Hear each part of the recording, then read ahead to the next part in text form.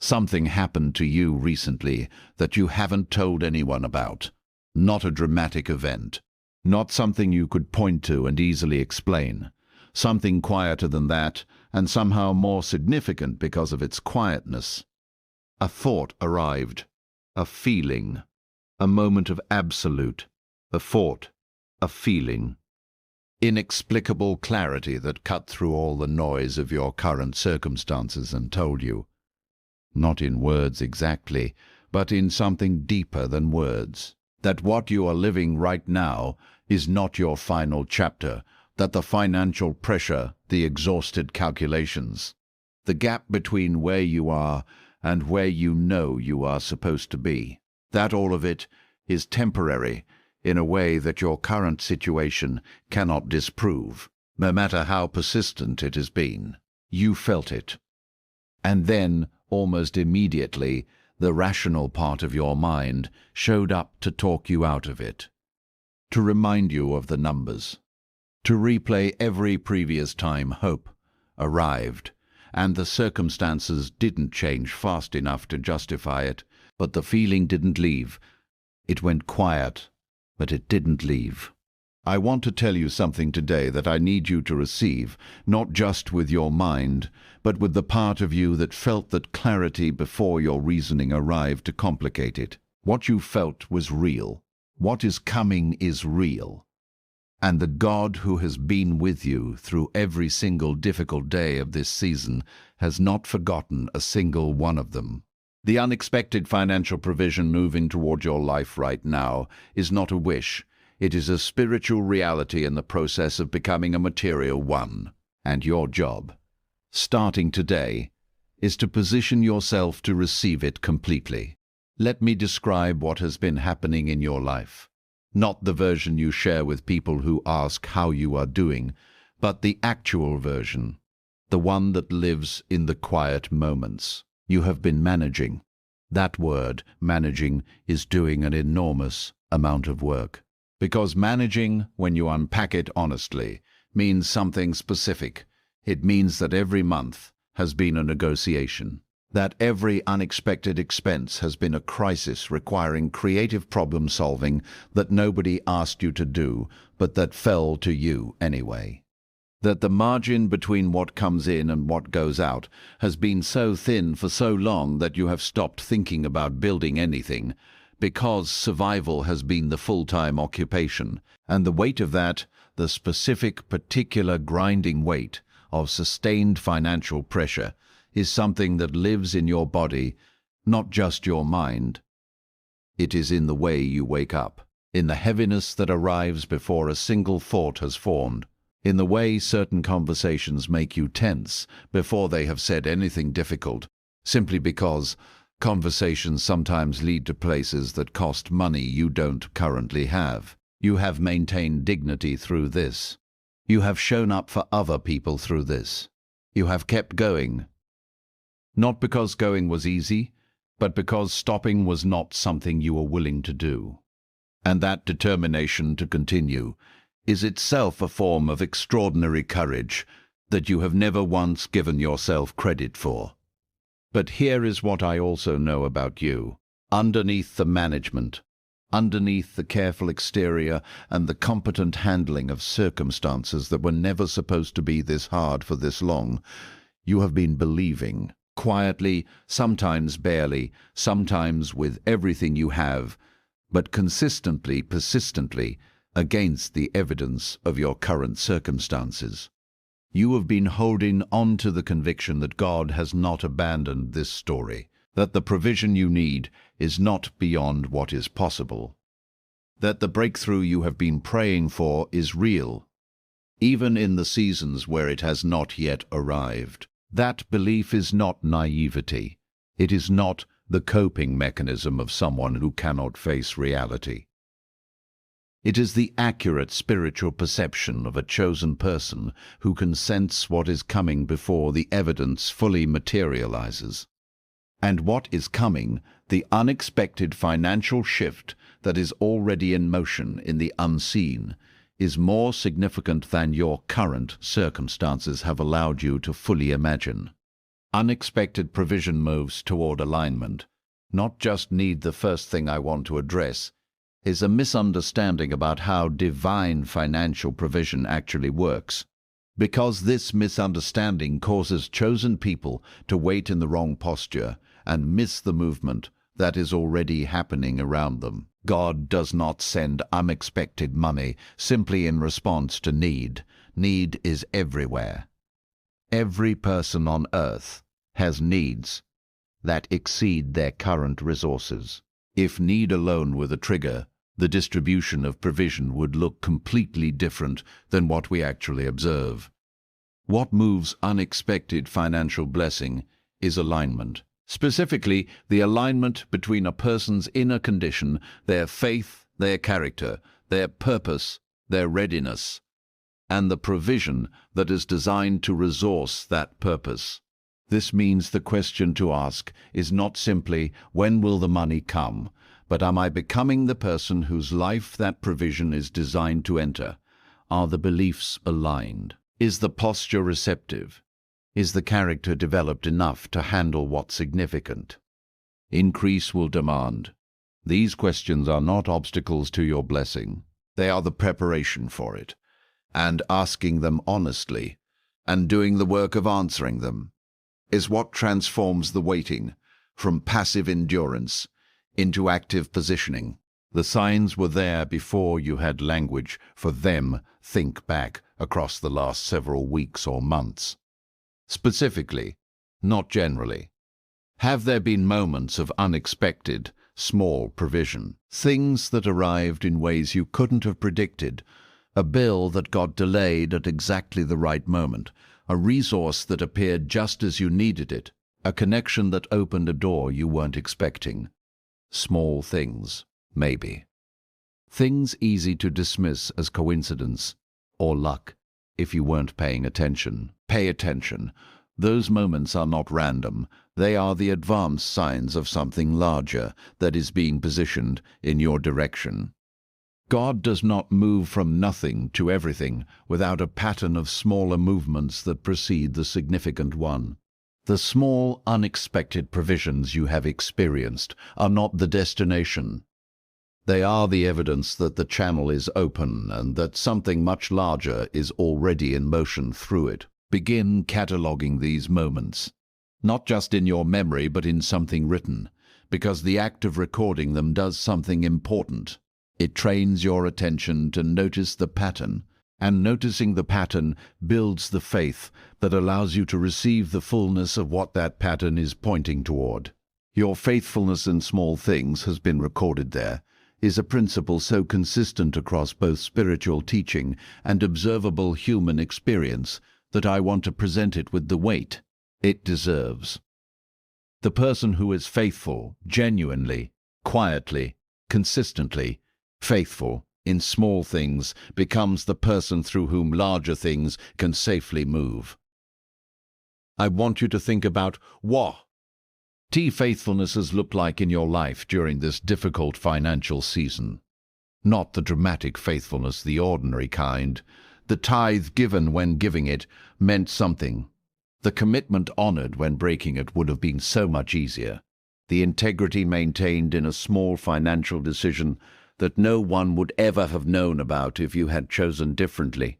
Those moments, invisible to everyone around you, unremarkable in isolation, have been building something in the spiritual record of your life that now qualifies you for a level of provision that casual faith does not access. This is not a transactional arrangement. It is not a cosmic vending machine where faithfulness goes in and money comes out. It is something more profound. The demonstration through consistent small-scale integrity that your character is equal to what significant financial increase will require. You have been passing that test, quietly, without applause, without even fully recognizing that it was a test. The result is a qualification that is now complete. The channel through which it comes will surprise you here, is something that catches almost every chosen person off guard when their breakthrough finally arrives. It does not come through the door they were watching. You have probably spent significant mental energy imagining how the financial shift will happen. A specific job, a specific deal, a specific person, a specific direction from which you expected the provision to arrive. And because your attention has been focused on that anticipated door, you may have been less alert to the other ones. Unexpected provision, by definition, arrives unexpectedly, through channels that were not on your radar, through people you wouldn't have thought to approach, through ideas that had been present in your mind for a long time but that you hadn't recognized as financially significant, through timing so precisely orchestrated that it could not be explained by coincidence to anyone who observed it closely. The instruction for this truth is simple. Broaden your awareness. Stop watching only the door you expect. Become alert to movement from any direction, any conversation that opens in an unexpected way, any opportunity that arrives out of sequence, any prompting that directs your attention somewhere you hadn't considered. Provision does not negotiate with your expectations. It moves according to its own wisdom, through the path of least resistance, toward the person who is ready to receive it from wherever it comes. Be that person. From every direction. That person. From every direction. Fear of receiving is the most overlooked obstacle to break through this truth. Requires a kind of honesty that is uncomfortable, but it is important enough that I cannot skip it. Most chosen people who have been in a prolonged season of financial difficulty have developed, without fully realizing it, a complicated and sometimes broken relationship with receiving, with prosperity, with the actual experience of having enough, and then more than enough. It shows up in subtle ways. The discomfort when someone offers generous help, the reflex to minimize good news about your own financial situation, the unconscious tendency to redirect blessing toward others before it has a chance to fully land in your own life. The deep, rarely examined belief that significant prosperity is for other kinds of people. More deserving people, more spiritually mature people, people whose stories of struggle didn't include the specific failures and detours that yours did. That belief, however it was formed, whoever contributed to its formation, is a lie. And it is one of the most consequential lies a chosen person can carry into a season of breakthrough, because it will cause them to unconsciously deflect the very provision they have been consciously praying for. Begin the work of dismantling it now, not by forcing yourself to feel worthy. Feelings follow beliefs, not the other way around. Begin by deliberately, repeatedly choosing the belief that you are a worthy recipient of God's provision. Not because you are perfect, because you are chosen, and chosen people are equipped, through the grace of the one who chose them, with everything required to receive and steward what is being sent. Preparation is an act of faith that accelerates what is coming there, is a theological and practical principle that I want to ground very specifically for you today. When you prepare for something that has not yet arrived, when you make space, make decisions, develop capacity, and position your life as though the provision is real before you can see it, you are doing something that goes beyond positive thinking. You are declaring through action that your belief is genuine, and genuine belief, demonstrated through preparation, creates conditions that accelerate the arrival of what you are believing for. What does preparation look like practically? It looks like getting your financial infrastructure in order before the money arrives, understanding where you are, what you owe, what the leaks are, what a wise financial plan would look like at a level of income higher than your current one. It looks like developing the relationships and the knowledge that will help you make wise decisions quickly when significant resources begin to move. It looks like clearing physical, mental, and spiritual space so that when the provision arrives, There is room for it to land and compound rather than immediately being absorbed by chaos. These actions are not presumptuous. They are faithful. And faithfulness, demonstrated in preparation, has a way of shortening the distance between the promise and the fulfillment. Generosity in scarcity is the most powerful financial prayer. I need to say this carefully, because I am aware that it is the most counterintuitive thing I will say today, and I want you to receive the full depth of it rather than a shallow version. Giving when you do not have enough is not financial irresponsibility. It is a specific, powerful, spiritually and psychologically significant act that does something nothing else can do. It breaks the grip of scarcity thinking at the level where that thinking actually lives. Scarcity thinking, the belief held in the nervous system rather than the reasoning mind that there is not enough and will not be enough, is what drives the hoarding, the anxiety, the white-knuckled holding of whatever resources are present. And that grip, maintained long enough, closes the very posture that receiving requires. Giving opens it, even small giving. Even giving that costs something real in a season where everything costs too much. When you give from a place of scarcity, when you make the deliberate, faith-based choice to release something you could have justified keeping, you are doing two things simultaneously. You are declaring to your own nervous system that are not governed by fear. And you are demonstrating to the source of all provision that the resources passing through your life will not stop with you. Both of those things matter. Both of them create conditions for more to come. The people positioned around you during breakthrough will shape its outcome. I want to spend meaningful time on this truth, because it has practical implications that begin right now, before the provision arrives. The relational environment surrounding a financial breakthrough is not separate from the outcome of that breakthrough. It is integral to it. The voices you trust during a season of significant increase, the counsel you receive, the people you allow into your decision-making process, the relationships that shape how you interpret and respond to what is happening. These factors determine a great deal about whether the provision compounds or dissipates.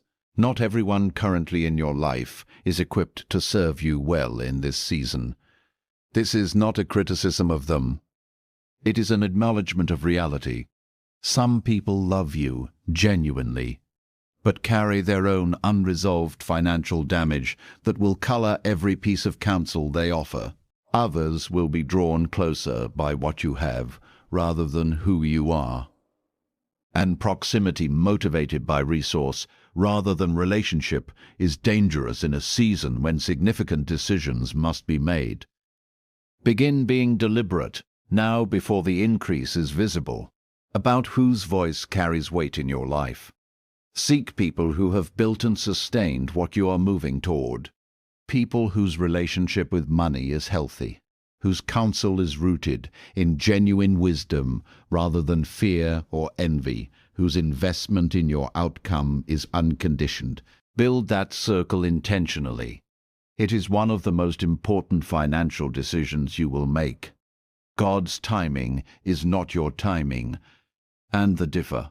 Ence's mercy, this truth is perhaps the most emotionally significant in this entire conversation, and I want to give it the space it deserves.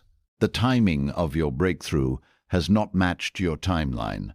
The provision you have been believing for has taken longer to arrive than you prayed it would, longer than the need justified, longer than felt fair given the faithfulness you have maintained through the waiting. And I want to tell you something about that gap between your timeline and God's that I believe you need to hear. It is not evidence of neglect. It is evidence of precision. There are things that needed to develop in you before the provision could arrive without harming you, character qualities that only form under pressure. relationships that needed to be pruned before the increase could flow through a clean channel, beliefs that needed to be dismantled and rebuilt, a clarity of purpose that only emerges through the kind of stripping away that difficulty produces. And there are things that needed to be arranged outside of you, people positioned, doors opened, timing coordinated across variables far beyond your visibility. That required exactly the length of time they have taken. The delay was not punishment. It was protection and preparation, working simultaneously, ensuring that when the provision arrives, it finds a person capable of receiving it fully, holding it wisely, and directing it towards something that will outlast the moment of its arrival.